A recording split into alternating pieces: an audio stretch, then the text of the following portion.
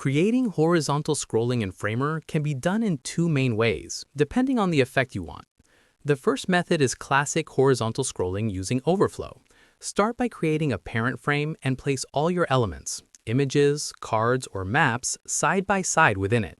Then, in the right-hand Styles panel, set Overflow Axis to scroll. This makes the content scroll horizontally.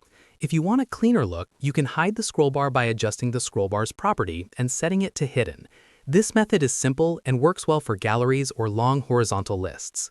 The second method is the sticky horizontal scroll effect, where content moves horizontally as the user scrolls vertically.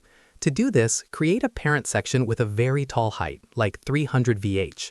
Inside it, place a frame set to position sticky with a height of 100 VH so it stays fixed on the screen. Add your horizontally aligned elements inside this sticky frame. Then, in the Effects panel, add a scroll transform. Set the source to Section in View and select your parent section. Adjust the offset X in the two settings to determine how far the content moves left as the user scrolls down. This creates a smooth, visually engaging horizontal scroll triggered by vertical scrolling. If you want a faster setup, you can use ready-made components like Horizontal Scroller or premium solutions like Horizontal Scroll 5S.